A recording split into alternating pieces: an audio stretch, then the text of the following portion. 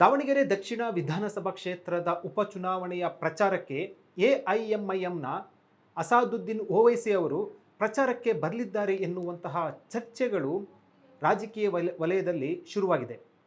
STPI ಅಭ್ಯರ್ಥಿ ಅಫ್ಸರ್ ಕೂಡ್ಲಿಪೇಟೆ ಅವರ ಪರವಾಗಿ ಅಸಾದುದ್ದೀನ್ ಓವೈಸಿ ಅವರು ಪ್ರಚಾರಕ್ಕೆ ಬರಲಿದ್ದಾರೆ ಎನ್ನಲಾಗ್ತಿದೆ.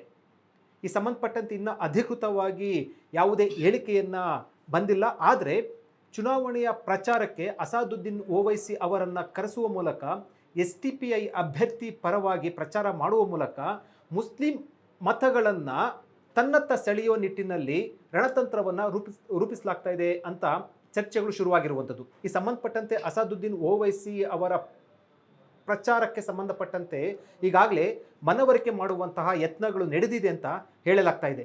ಒಂದು ವೇಳೆ ಅಸಾದುದ್ದೀನ್ ಓವೈಸಿ ಅವರು ಎಸ್ಟಿಪಿಐ ಪರವಾಗಿ ಪ್ರಚಾರಕ್ಕೆ ದಾವಣಗೆರೆ ದಕ್ಷಿಣ ವಿಧಾನಸಭಾ ಕ್ಷೇತ್ರದಲ್ಲಿ ಬಂದರೆ ಕಾಂಗ್ರೆಸ್ಗೆ ದೊಡ್ಡ ಮಟ್ಟದ ತಲೆನೋವಾಗುವಂಥದ್ದು ಮತ್ತು ಮುಸ್ಲಿಂ ಮತಗಳು ವಿಭಜನೆ ಆಗುವಂಥ ಆತಂಕ ಇರುವಂಥದ್ದು.